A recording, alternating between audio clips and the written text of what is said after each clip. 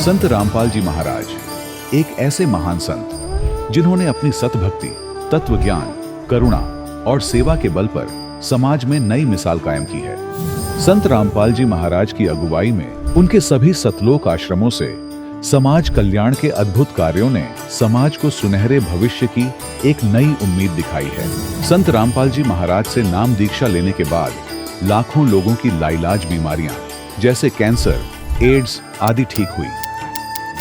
संत जी के ज्ञान से प्रेरित होकर उनके अनुयायियों ने लाखों यूनिट रक्तदान किया। संत जी ने लाखों बहन बेटियों का दहेज मुक्त विवाह करवाया।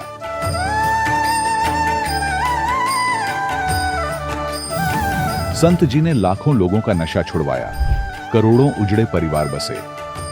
संत जी के आश्रमों में समागम के दौरान निःशुल्क नेत्र चिकित्सा, दंत चिकित्सा प्रदान की जाती है। संत रामपाल जी महाराज द्वारा समय समय पर पर्यावरण संरक्षण के उद्देश्य से बड़े स्तर पर वृक्षारोपण किया जाता है। संत जी ने जरूरतमंदों को तत्काल राहत पहुंचाने के लिए एम्बुलेंस सेवा शुरू की। संत जी अपने अनुयायियों को देहदान के लिए प्रेरित करते हैं, जिससे मानवता की सेवा और चिकित्सा क्षेत्र में सुधार हो सके। संत रामपाल जी महाराज के सभी आश्रमों में हर रोज निःशुल्क भंडारा आयोजित किया जाता है, जहां हर वर्ग, हर जाति और हर धर्म के लोग एक साथ बैठकर भोजन करते हैं।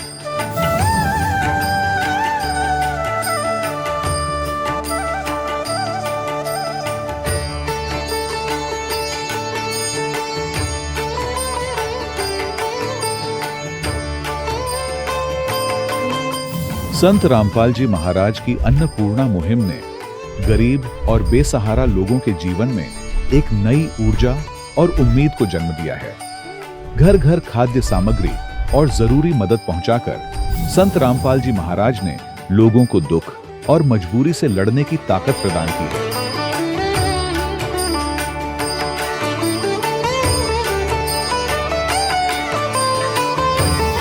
संत रामपाल जी महाराज द्वारा गरीब लोगों के लिए घर बनवाने का अद्भुत कार्य एक ऐसी मिसाल कायम कर रहा है जो सदियों सदियों संत जी की उदारता और दया भावना के तौर पर जाना जाएगा।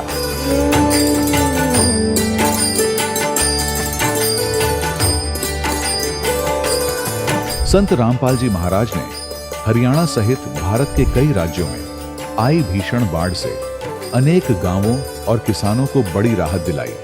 तत्काल लाखों फुट पाइप और हजारों मोटर उपलब्ध कराकर किसानों के खेतों और गांवों में भरे बाढ़ के पानी को बाहर निकालकर उनको नया जीवन दान प्रदान किया। आज संत रामपाल जी महाराज को किसानों के मसीहा के तौर पर देखा जा रहा है। जगह जगह उनके लिए सम्मान समारोह आयोजित हो रहे हैं। संत रामपाल जी महाराज के आश्रम में हजारों बुजुर्गों को सम्मान और प्यार के साथ जीवन जीने का अवसर मिलता है। उनके खाने, रहने और स्वास्थ्य की पूरी जिम्मेदारी संत रामपाल जी महाराज उठाते हैं। अनाथ बच्चों के लिए संत रामपाल जी महाराज के सभी आश्रम किसी वरदान से कम नहीं। यहाँ उन्हें शिक्षा, संस्कार और भविष्य के लिए बेहतर अवसर प्रदान किए जाते हैं। चाहे बाढ़ हो, भूकंप या महामारी, संत रामपाल जी महाराज और उनके अनुयायी हमेशा ही जरूरतमंदों के लिए सबसे आगे खड़े रहते हैं। कोविड महामारी के दौरान संत रामपाल जी महाराज के आश्रमों से करोड़ों लोगों के लिए भोजन, दवाइयां और जीवन रक्षक सामग्रियां उपलब्ध कराई गई। चाहे गरीब की मदद हो या किसी शोषित और पीड़ित वर्ग के हक और सम्मान की लड़ाई, संत रामपाल जी महाराज ने हमेशा ही उनकी दबी आवाज को सरकारों तक पहुंचाया है और उन्हें उचित न्याय दिलवाने में अहम भूमिका अदा की है। समाज में आध्यात्मिक और सामाजिक मूल्यों के प्रति जागरूकता लाने में संत रामपाल जी महाराज हर कदम पर मानवता के सच्चे सेवक साबित हुए हैं। संत रामपाल जी महाराज का जीवन हमें सिखाता है कि सच्ची सेवा वही है जो निस्वार्थ भाव से की जाए। आइए हम भी इस महान सेवा के कार्य में इस महान संत से जुड़ें और संत रामपाल जी महाराज से नाम दीक्षा लेकर अपने जीवन को धन्य बनाएं।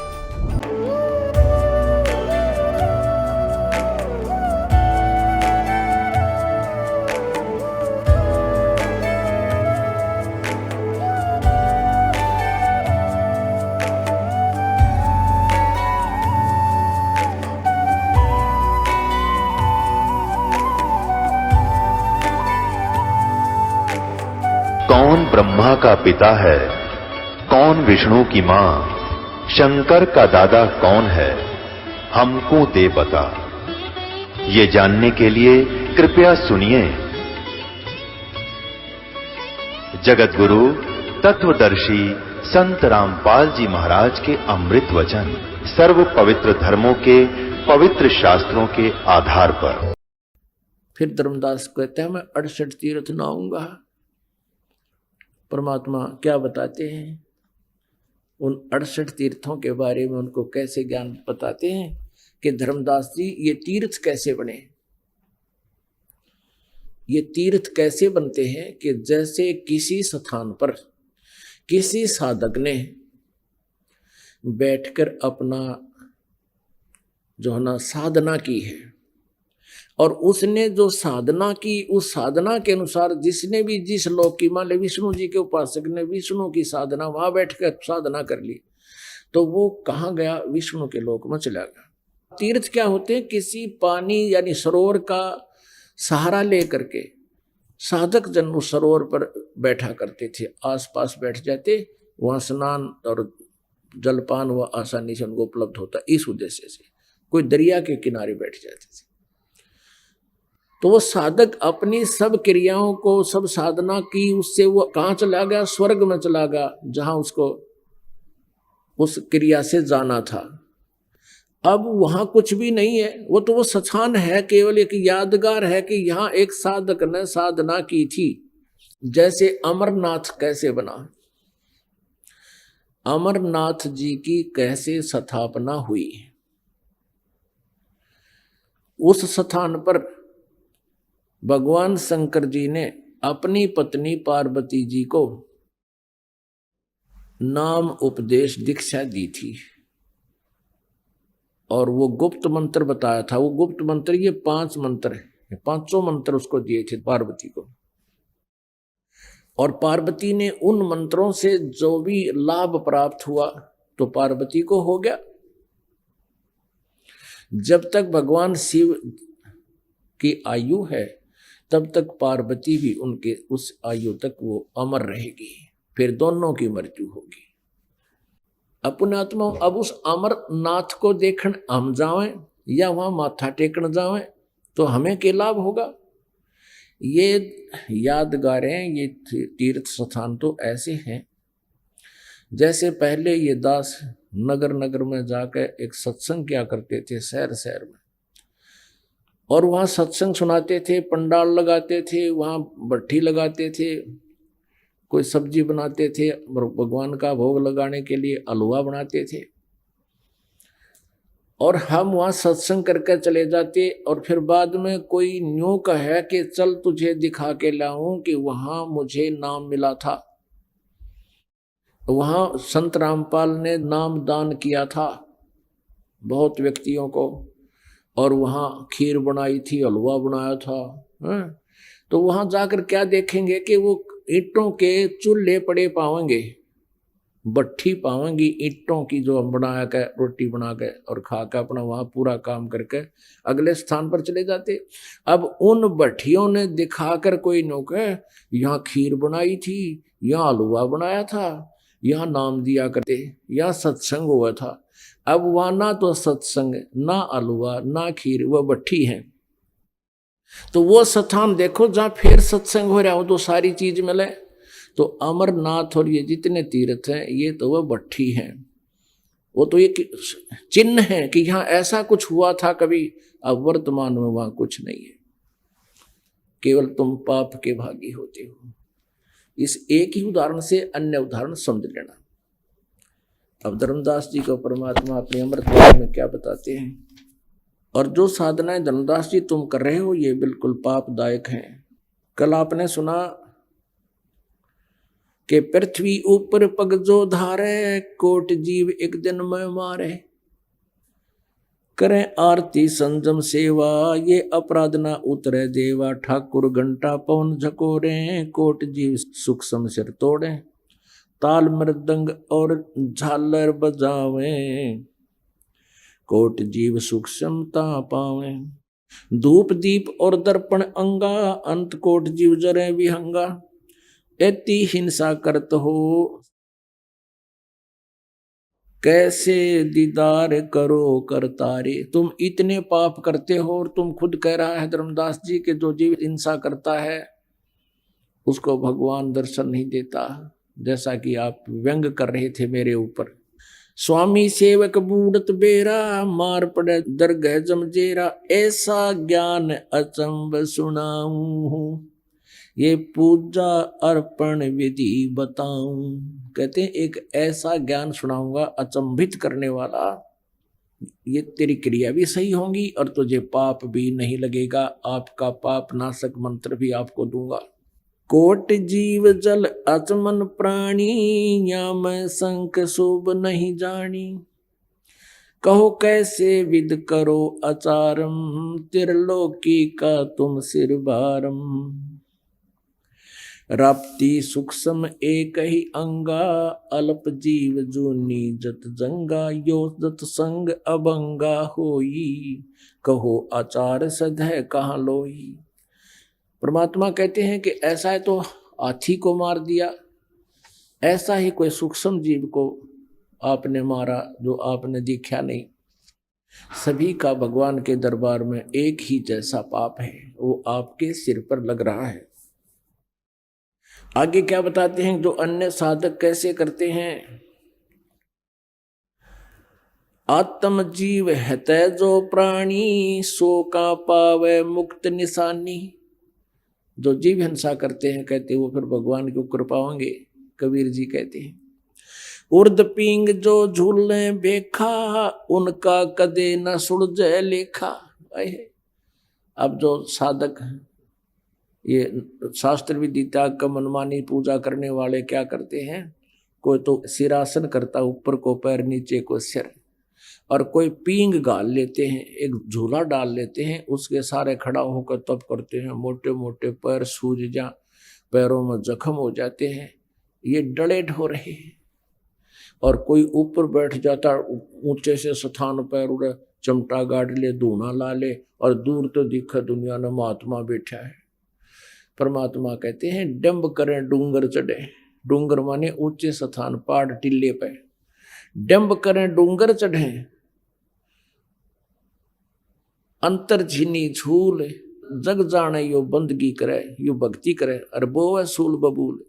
जनता तक बोली बाड़ी ने सोचा यो महात्मा बैठा हुआ अपनी भक्ति कर रहा है, ये तो अपने भविष्य में कांटे वो रहा है, क्योंकि शास्त्र विधि त्याग का मनमानी पूजा कर रहा है। क्या कहते हैं, उर्द पींग जो झूले बेखा, बेखा माने ये पंथ, जिनका कदे न सुलझे लेखा, ऐसा ज्ञान सुनावे हूं, ना कहीं भ्रमण जावे, गरीबदास जिंदा कहे धर्मदास उर भावे। कि अंदर तू सुन की चेष्टा कर, एक भाव बना मेरे से ज्ञान ग्रहण करने का, मैं तुझे ऐसा ज्ञान सुनाऊंगा कि धक्के खाने की जरूरत कोई ना। भाई जो गुरु बचन पे डट गे, कट गे फंद 84 के। भाई जो गुरु बचन पे डट गे, कट गे फंद 84 के, कट गे फंद 84 के, कट गे फंद 84 के। भाई जो गुरु बचन पे डट गे, कट गे फंद 84 के। वस्तु मिली ठोड़ की ठोड़, मिट गई मन पापी की दौड़। वस्तु मिली ठोड़ की ठोड़, मिट गई मन पापी की दौड़। ये भरम मिटे मथुरा काशी के, भरम मिटे मथुरा काशी के। भाई जो गुरु बचन पे डट गे, कट गे फंद 84 के। अब क्या कहते हैं, वस्तु मिली ठोड़ की ठोड़, यानी भगवान की भक्ति करनी है, कितने बैठ के कर ले वही साधना हो जाएगी। चलते कर ले, बैठते कर ले, जैसे यजुर्वेद अध्याय नंबर 40 के श्लोक नंबर 15 में कहा है कि मेरी साधना करनी है। वेद ज्ञान दाता ब्रह्म कहता है, तो ओम करतु समर के लिए समर करतुम समर। ओम नाम का जाप काम करते करते समन कर, विशेष कसक के साथ समन कर, और मनुष्य जीवन का प्रथम कर्तव्य जान के समन कर। इसी प्रकार पूर्ण परमात्मा की भक्ति करनी वो भी यही तरीका है। सूक्ष्म वेद में लिखा है, नाम उठत नाम बैठत नाम सोवत जागवे, नाम खाते नाम पीते नाम सेती लागवे। कहते काम करते करते चलते फिरते उठते बैठते मालिक ने याद रखिए, मंत्र जाप करता रहे। जैसे आप कहीं सफर कर रहे हो, 2 घंटे बस में लगते हैं, अपना मंत्र आपको दे रखा है, बैठ के सीट पे और अगले डंडे बदर ले सिर, ये तो बातें ना करे, वहां से सुमन का करे डूंडा उठा दे। 2 घंटे तक कति बड़ा बढ़िया समय मिल गया ना, उस समय को हम बर्बाद कर दिया कि तो राजनीति के बतलाव की तो फलाने की कोई बार आंख पाड़े देखे तो किया गया वही ढूंढ वही रूख वही वृक्ष उसमें क्या देखे। तो अपना भक्ति करे तो उस समय का सदुपयोग ऐसे होगा। ये एक जगह खड़े होकर तप करना, बर्फ में जाकर खड़ा हो जाना, ये कहते हैं ड्रामेबाजी है, ये भक्ति नहीं है।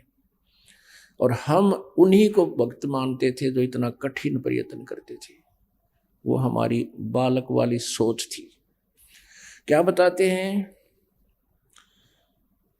झरने बैठ जला बिंब धारा, शंखों जीव करत प्रति आहारा, पंच अग्नि जो धूप ध्याना, जन्म तीसरे सुकर सवाना। अब कहते 5 धूणे लगा के चारों तरफ अग्नि जला के बीच में बैठ जाता है। परमात्मा कहता है उस धूणा में कितने जीव जले वो उसके मस्तिष्क में लिखे जाएंगे, और वो धूणे का तप उस साधना से कुछ उसको लाभ होना नहीं। कहते हैं ये तो वो साधना अलग है, जो तप अलग है उन तपों से जो उनको राज्य प्राप्त होता है, ये धूणे फूकणता नहीं। और राज्य पाकर फिर पशु योनि प्राप्त होता है, नरक में जाता है, तो उस तप से हमने कोई आवश्यकता नहीं तप करने की, उससे कोई लाभ नहीं होगा। तो क्या बताते हैं, और कई क्या करते हैं, एक तिपाई ही बना लेते हैं, तिपाई के ऊपर एक गढ़ा रख लेते हैं पानी का भर के, उसके अंदर सुराख कर देते हैं, सैकड़ों सुराख, और 100 गड्ढे भरवा कर रख लेता है वो नाटकबाज नकली संत महात्मा।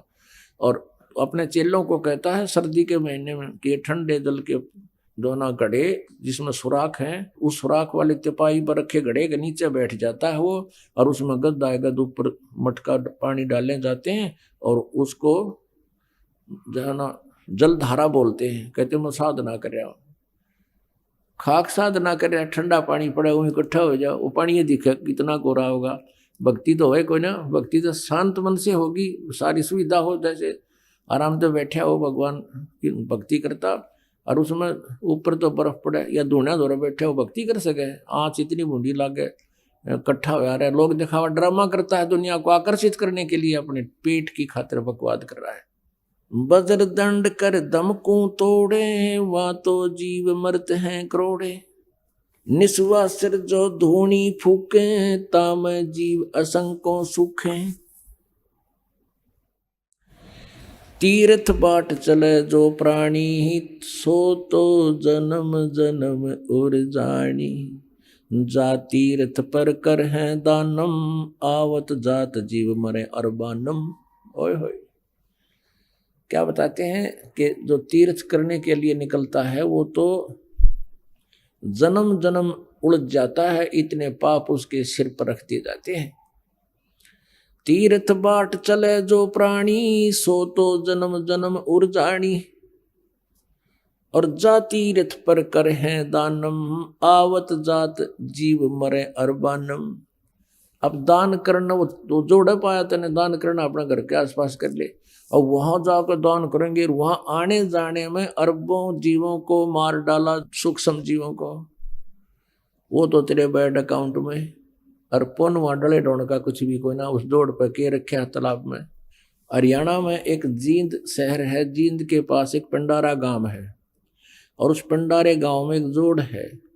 इन ज्ञानहीनों ने नकयानों बता रखा है कि उसमें नहा ले तो बेड़ा पार हो जाए, और उदाहरण के देते हैं, बोला पांडु नहाया करते हैं, पांडुआ का हो गया बेड़ा पार, धक्के खांदे अंडे सारी उम्र दुख पाए, फिर हिमालय में जाकर गड़े और फिर नरक में डाल दिए गए, उनका हो गया बेड़ा पार। और उस पंडारे के जोड़ नाप देख लो, उसमें गधे भी पानी ना पियो, अरे ये भोली आत्मा, और कहाँ कहीं ठिकाना था नहीं, जैसे बका दिया डरते वहीं जावे और उसमें नावे है, तेरा गजब। ये ऐसा जुल्म कर रखा है नज्ञानियों ने। इस जीव का जन्म नाश कर दिया। अब परमात्मा क्या बताते हैं, पर भी लेन जात है दुनिया, अमरा ज्ञान किने ना सुनिया। वह पर भी लेन जाते हैं, जो कुंभ का मेला भरता है कहीं, तो बताते हैं सुबह 2:10 पर भी लगेगी और वह 1 घंटे तक रहेगी, उसके दौरान जो नहा लेगा उसका बेड़ा पार है। अरे तुमने सैकड़ों पर भी नहा ली तो बेड़ा पार हो नहीं, दुनिया दुखी हो रहे। और तुमसे पहले तो उस पर भी में वो जीव जंतु पहले नहाने लग रहे, उनका तो कभी टाइम में ना उगता, तो वो पार हो जाएंगे। मूर्ख बना रखे आपको। पर भी लेन जात है दुनिया, हमरा ज्ञान किने ना सुनिया। गोते गोते पर है भारम, गंगा जमुना गए केदारम। कहते वहां जाओ हो ना, गोते मारो, जितने गोते मारो उतने पाप इकट्ठे। गोते गोते पड़ है भारम, यानी वहां से वहां तक पैदल गए, वहां तक कितने पाप लगे। और 4 गोते गंगा में मार लिए तो पाप इकट्ठे। गंगा में नहाने का केवल स्नान का लाभ तो है, लेकिन आध्यात्मिक लाभ कति नहीं। वो तो एक निर्मल जल है, सतलोक से आया हुआ है, वो तो पीने के लिए है, केवल उसमें नहाकर कल्याण नहीं हो सकता। ये अगर ऐसा होता तो गीता जी में लिख देते भगवान परमात्मा 1-2 शब्द की तरह लिख देते गंगा में नहा आइयो, तो उसमें नहीं लिखा है, तो विधान नहीं है प्रभु का। हमने केवल कल्याणार्थ गंगा पर नहीं जाना चाहिए, स्नानार्थ जा सकते हैं। जैसे वहां आसपास रहता है कोई आदमी, या किसी कामवश आप चले गए किसी वहां शहर में आसपास गंगा बह रही है, तो नहाओ, दो ठाटते पानी पियो उसका, वो कोई दिक्कत नहीं। लेकिन कल्याणार्थ या उससे कोई हमें आध्यात्मिक लाभ मिलेगा इस उद्देश्य से जाओगे तो आप पाप के भागी यानी नाम रहित हो जाओगे। गोते गोते पड़ है भारम, गंगा जमुना गए केदारम। केदारनाथ लोहागर पुष्कर की आशा, अंत कोट जीव होत विनाशा। पाती तोड़ चढ़ावे अंधे है, जिनके कदे न कट्टे फंदे।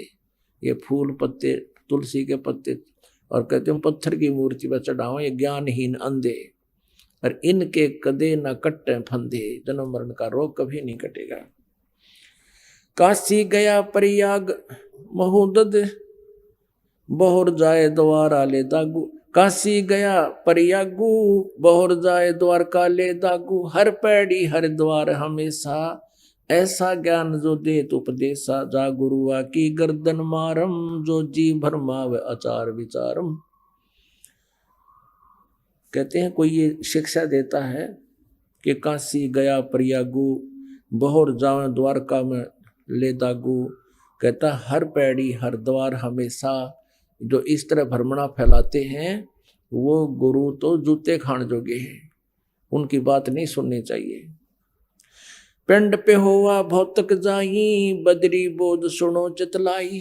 कहते पेहुआ में पिंड भरने, पेहुआ में, पेहुआ है हरियाणा में जोड़, क्योंकि उसमें ना जाने कितने पिंड भरने जावे हैं। और परमात्मा कहते मान लीजिए आपके विधान अनुसार आप कहते हो कि पिंड भरवाने से भूत जूनी छूट जाती है, और भूत जूनी छूट गई, रो गधा बन गया, बता के कल्याण करवा दिया पिताजी का तूने।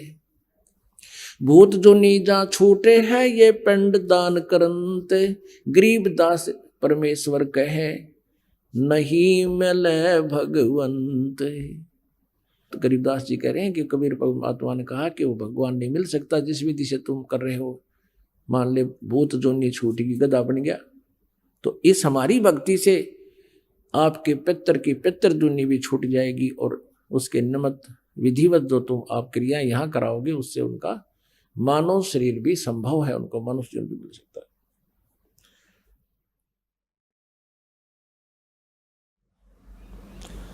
पिंड पे हुआ भौतक जाई, बदरी बोध सुनो चतलाई।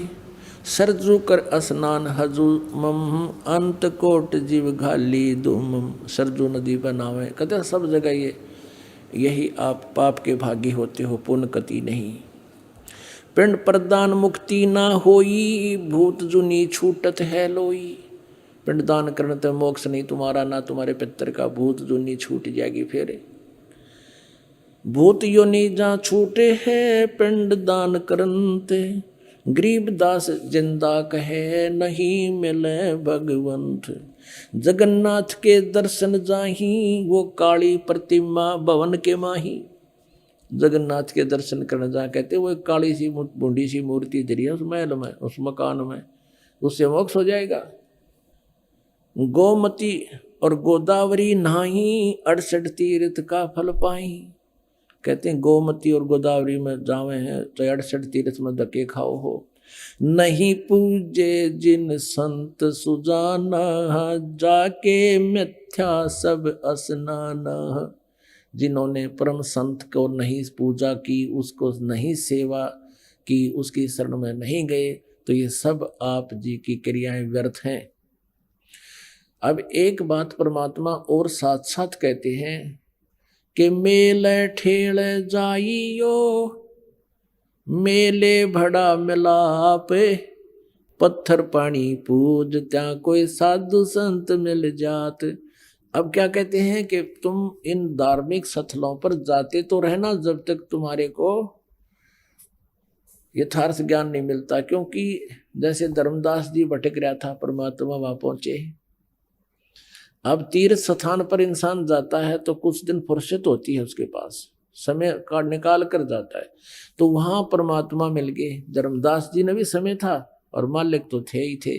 और यदि किसी के घर पर जाकर मालिक ये ज्ञान देवे तो 1 मिनट की फुर्सत नहीं। हाँ सुनो हो, वो पुरानी चीज काटिए, दुकान में बैठा होता है, लिया हल्दी दिए, हाँ जी ठीक से, अब वहाँ सुने को नहीं, तो वहां से वो फ्री होकर जाता है। तो परमात्मा कहते हैं इस तरह के भटकते तो रहना तुम, लाभ कुछ नहीं है। एक लाभ हो सकता है कि उन पत्थर पानी पूजता कोई साधु संत मिल जावे, कोई पुण्यात्मा, कोई संत परमात्मा का भेजा हुआ कोई भक्त आपको मिल जाए, तो तेरा जीवन उद्धार हो जाएगा। तो पुण्यात्मा जैसे अब प्रोसीजर बदल लिया भगवान ने, क्योंकि आधुनिक कलयुग है, इसमें जो है यंत्र की महिमा ज्यादा रहेगी। तो इस कारण से अब पुस्तकों को छापकर हम समाज में भेज रहे हैं, परमात्मा के दिए हुए ज्ञान को, शास्त्र अनुसार विधि को। एक बार हरिद्वार में ये भक्त निःशुल्क सेवा करने के लिए गए हुए थे, पुस्तक बांटने को। तो वहां कई भक्तों ने, पुण्यात्माओं ने हजारों की संख्या में वो पुस्तक खरीदी। हरिद्वार में वो जा रहे थे, डड़े डोड़ कुंभ का बेड़ा था। अब वो यहां आ रहे हैं उस पुस्तक को पढ़ के और इतना अफसोस कर रहे हैं कि भगवान हमारी तो आंख खुल गई, हमारा तो जीवन नष्ट हो था और श्रद्धा खूब थी, ना जाने कहाँ कहाँ हम गए और ये पुस्तक वहां मिल गई। तो वो वहां मालिक के लिए गए तो मालिक भी पहुंच गए पुस्तक के माध्यम से, मालिक भी उसका ज्ञान, उसका संदेश मिल गया उनको।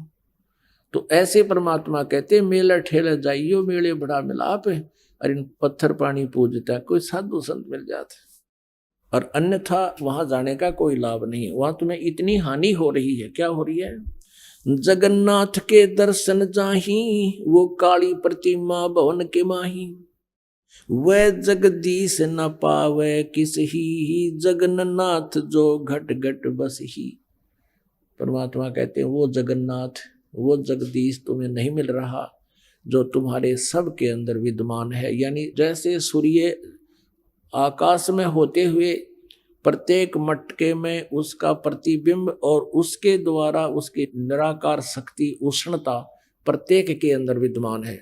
तो कहते हैं वो जगन्नाथ यानी सारी सृष्टि का स्वामी, जगन्नाथ माने जगत का स्वामी, वो तुम्हें नहीं मिल रहा, उसके मिलने से तुम्हारा कल्याण होगा। गोमती गोदावरी जाही, 68 तीर्थ का फल पाही। तुम कहते हो गोदावरी और गोमती में 68 तीर्थ का फल मिल जाए, और फिर और जगह तक के क्यों खाते अंडो, फिर गोमती में चले जाओ एक जगह। परमात्मा कहते हैं नहीं पूजे जिन संत सुजाना, जाके मिथ्या सब स्नाना। कोट यज्ञ असमेघ कराही, संत चरण रज नहीं तुलाही। कोट गौ नित दान जो देही, एक पलक संतन पर विलेही।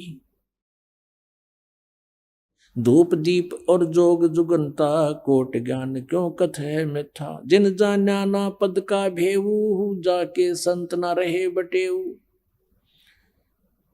तीर्थ व्रत करे जो प्राणी ही तिनकी छूटत है नहीं खानी। अब 14 नौमी 12 व्रतम जिनसे जमजोरा नहीं डरतम। अब जो तुम साधनाएं कर रहे हो ये सारी 14 नौमी 12 करें एकादशी संगम सोई करुआ चौथ गदेरी होई। 8 सातें करें कंदूरी नीच के घर हो सूरी। कहे जो करुआ चौथ कहानी तास गदेरी निश्चय जानी। दुर्गा देवी भैरो भूता रात जगावे होवे जो पूता। करे कढ़ाई लपसी नारी बूढ़े वन सदा समेत घर बारी। दुर्गा ध्यान पड़े तिस बगड़म ता संगति डूबे सब नगरम। अब कितनी गहरी बात बताई है परमात्मा ने। कहते हैं जो करवा चौथ का व्रत रखते हैं, करवा चौथ का व्रत किस लिए रखते हैं कि हमारे पति की दीर्घायु हो। एक बहन बता रही थी, अब नाम लिया जब आंखें खुलती हैं इस ज्ञान से, ने बोले जी मैं करवा चौथ का व्रत रखा हुआ था, उसी दिन मेरे पति की मृत्यु होगी और घर पे उसका शव आया, टक्कर मार मार कर रोई।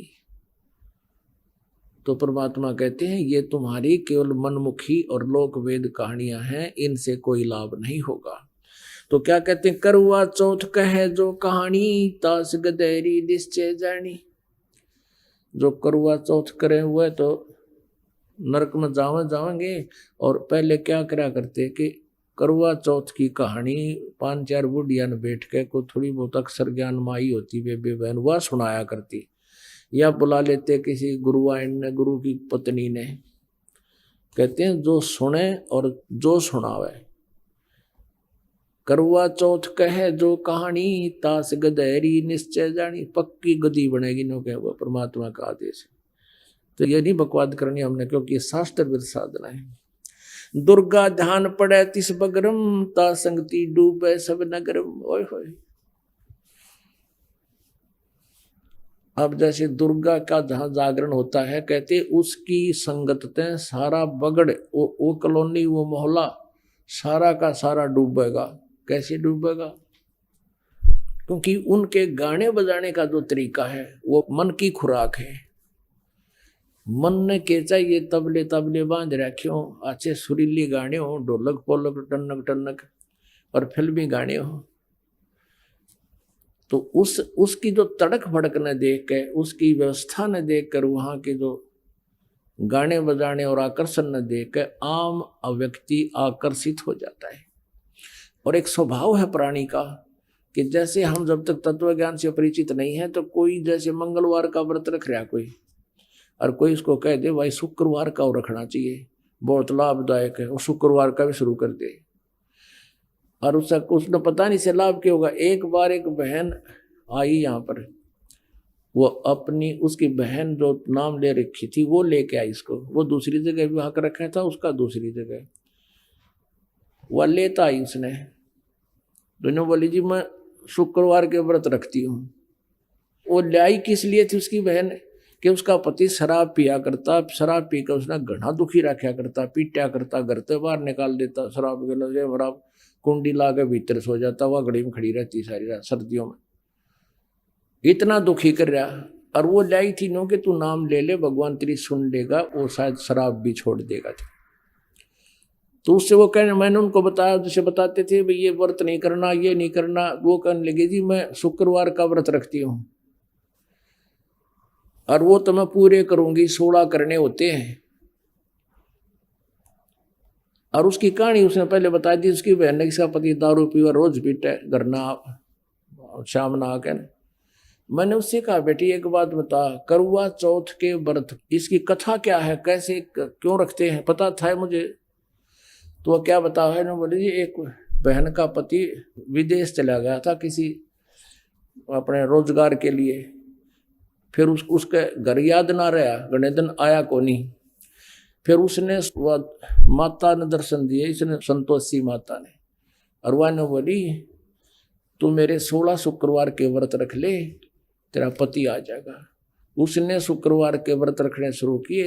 16वें शुक्रवार का जो व्रत था उस दिन उसका पति घर आ गया, उसने खुशी मनाई।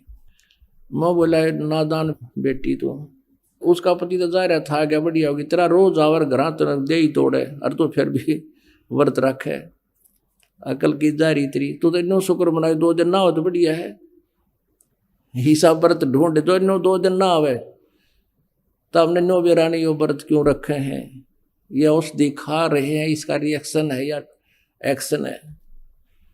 अब ये मालिक की एक वाणी है कि दुर्गा ध्यान पड़े जिस बगड़म ता संगति डूबे सब नगरम। जैसे किसी के घर पर ये दुर्गा का जागरण होना तो पड़ोसी और भी जिसका थोड़ा सा ब्यो तो उन्होंने क्या करे, ए जी हमारा भी कर दियो तड़के, हमारा भी रख दो, हम भी एक जागरण करवाएंगे, क्यों देखा देखी हम करते ही हैं, भगवान का ज्ञान तो हमें है नहीं। और उठ के सुरीली आवाज, बड़े गाने बजाने, सब तरह के अट्रैक्शन होता है। अब वहां क्या था, एक बार इस दास को भी अवसर मिला एक जागरण की थोड़ी सी झलक देखने का। जब नाम ले लिया था, ज्ञान हो गया था, एक भक्त हमारा, तो थोड़े से भगते उसके घर पे गया हुआ था शाम को। फिर वो थोड़ी देर पाछा उनके वो ढोलक से बाजन लगे। मैंने पूछा ये क्या हो रहा है, कि दुर्गा का जागरण होगा यहाँ पर। हम दोनों चल पड़े, पैदल आ रहे थे, तो देखा उसके साथ में टेंट ला रखे घर के आंगन में, और वहां दुर्गा का वो जागरण शुरू हो रहा। अब एक स्पेशल बुला रखा वहां जागरण करने वाला जो गायक, और उसका अलग से एक रेजिडेंस टेंट में बना रखा, गर्मियों के दिन थे। तो वहां शुरू कर रखे, सारे बोलो जय माता दी, अगले बोलो जय माता दी, पिछले बोलो जय माता दी। मैं नहीं सुनिया जय माता दी। वो तनिक बनो कहते मैं नहीं सुनिया, सारे जोर तो बोलो जय माता दी। अब वो न्यू करता करता सारे बोलो जय माता, वो टेंट में खिसक गया। और वो मेरा साथी ने बोला आज दिखाऊंगा आपको, इस वो टेंट हटा लिया हमने बाहर से, थोड़े से नु देखने लगे। वो पहले तो उसको देख रहे थे, वो गाने गाओ, तो फिर इधर गया तो फिर दूसरी वो कनात के सारा देखे क्या करे। उसने वहाँ पौवा निकाला, एक आधा बोतल उसका शराब का, दराज मत है, और वह कैंपा खोली, गिलास में दोनों डाले और गट दही करके ने बोला पी के। मैं नहीं सुनिया, इतने कड़े सुनेगा लाली गुटी, मैं नहीं सुनिया, सारे बोलो तेरा के जो भाई। अब परमात्मा कहते हैं दुर्गा ध्यान पड़े तिस बगड़म ता संगति डूबे सब नगरम। अब परमात्मा ने धर्मदास जी को सृष्टि रचना सुनाई। क्या बताया, धर्मदास ये जग बोराना, कोई न जाने पद निर्वाणा। यही कारण मैं कथा पसारा, जग से कहिए एक राम नियारा।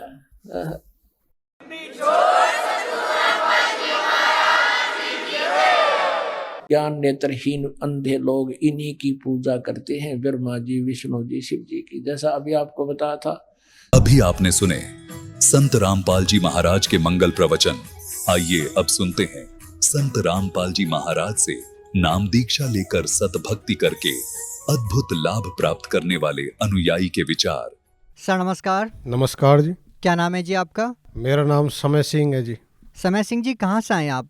मैं कठुमर तहसील अलवर राजस्थान से हूँ जी।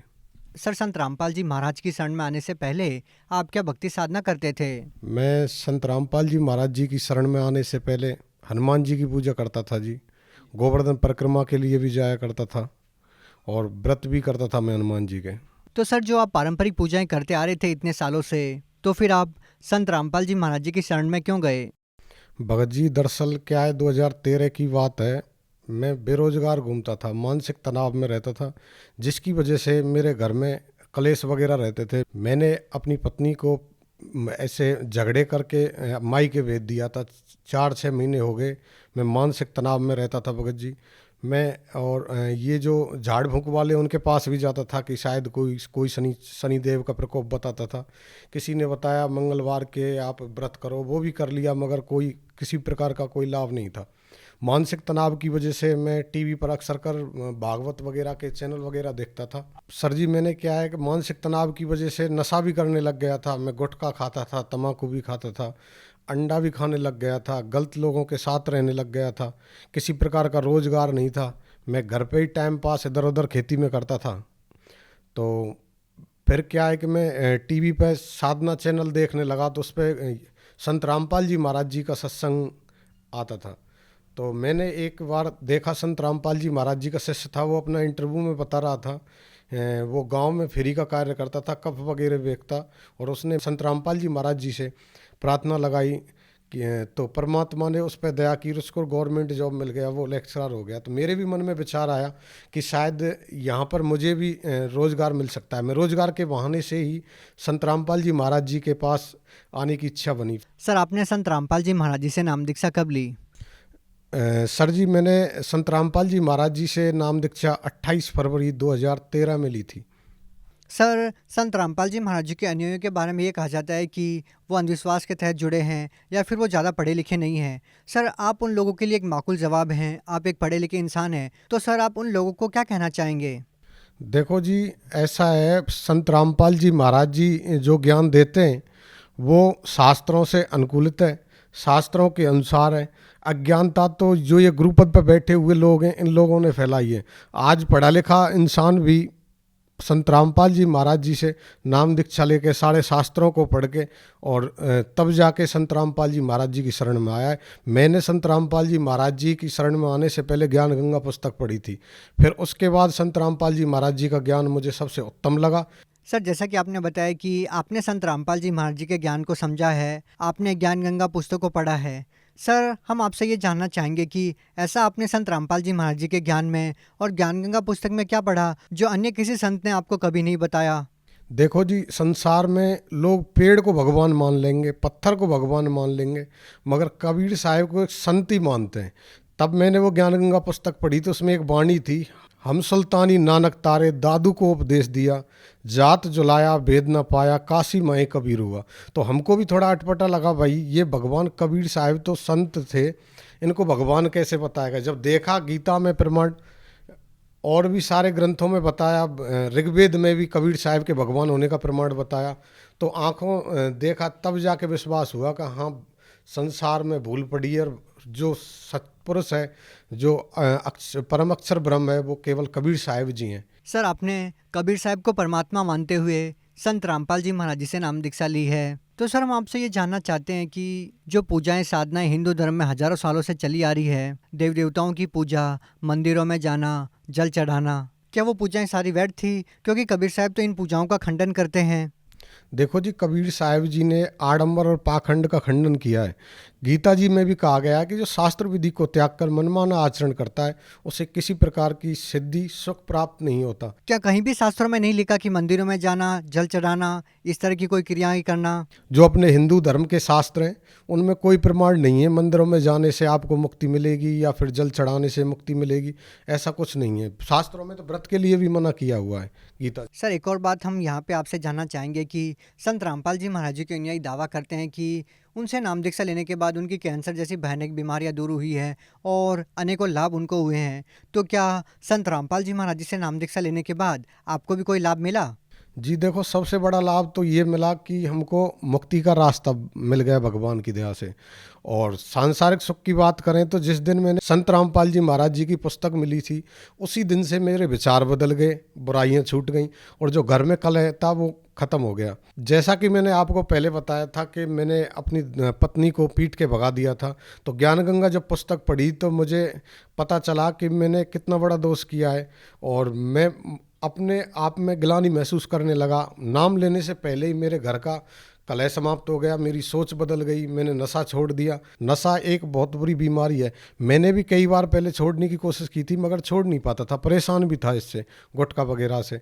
मगर जब मालिक से मैंने नाम लिया तो भगवान सतगुरु रामपाल जी महाराज जी की दया से मेरा ये नशा ख़त्म हो गया। घर का जो कलेश होता था, जिससे घर मुझे नरक जैसा महसूस होने लगता था, आज घर भी भगवान की दया से मेरा स्वर्ग जैसा है। कोई कले संत रामपाल जी महाराज जी की दया से स्वर्ग जैसा है, किसी प्रकार का कोई कलेश नहीं होता है। और एक सबसे बड़ा लाभ जो हुआ भगत जी, मैं क्या बेरोजगार घूमता था, मुझे कोई रोज़गार नहीं मिल रहा था। मैं गवर्नमेंट जॉब में भी कोशिश किया था, मैं डिफेंस में भी जाना चाहता था, और मगर कोई नहीं था। तो मुझे लगा शायद सतगुरु रामपाल जी महाराज जी की दीक्षा लेने के बाद मेरे दिन सुधर जाएंगे। और मैंने दीक्षा ली। दीक्षा लेने के बाद संत रामपाल जी महाराज जी की दया से आज मुझे गवर्नमेंट जॉब भी राजस्थान सरकार में मिल गया है। और एक दूसरा लाभ मेरा सांसारिक दृष्टि से देखें तो एक बार मेरे क्या है, मैं भर्ती की रेस वेस किया करता था, तो मेरे पैरों में एक ठसक बोलते हैं, ठेस बोलते हैं देहाती भाषा में, कील भी बोलते हैं, वो बीमारी हो गई थी, जिससे मुझे चलना भी दुर्लभ हो गया था। नंगे पैर में चल भी नहीं सकता था, कांटे से चुभते थे। तो मैंने कई लोकल डॉक्टर को भी दिखाया था, वैसे भी दिखाया था, उनका बोलते थे कोई उपचार नहीं है।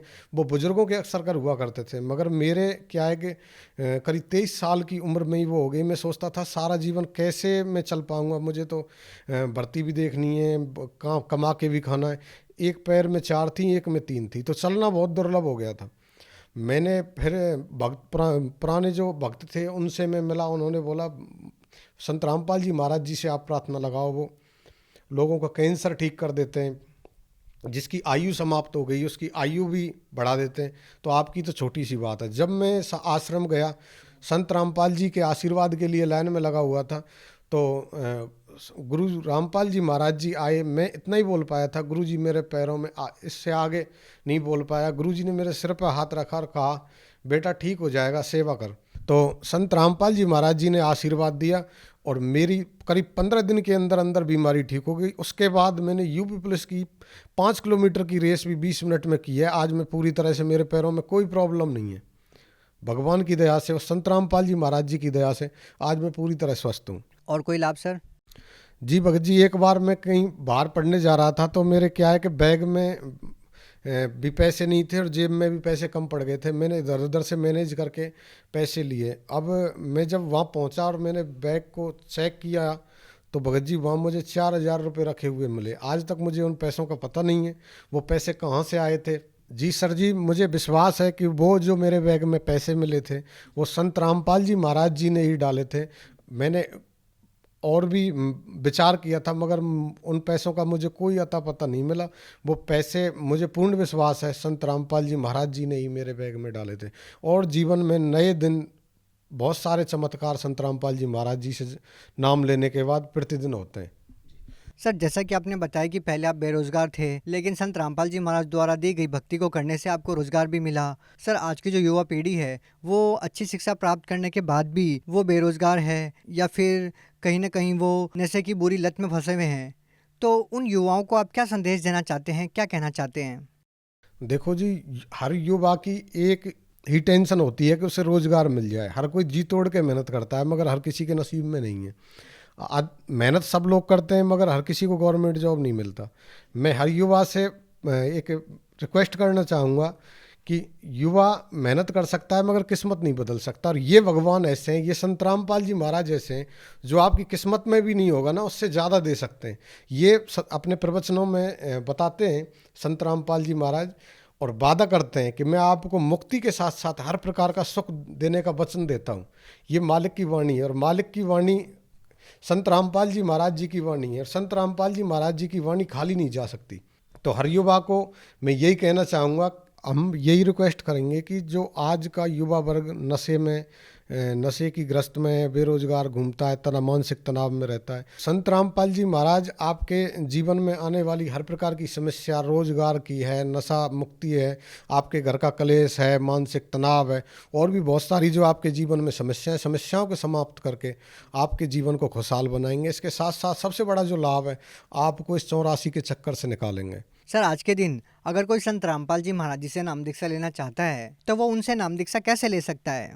जो भी आज संत रामपाल जी महाराज जी से नाम लेना चाहता है, वो मोबाइल पे, यूट्यूब पे या किसी भी बहुत सारे चैनलों पे गुरुजी का सत्संग आता है, संत रामपाल जी का सत्संग आता है, और वहाँ से वो नंबर प्राप्त करके और संत रामपाल जी महाराज जी से नाम दीक्षा ले सकता है। बहुत बहुत धन्यवाद। सत साहिब जी।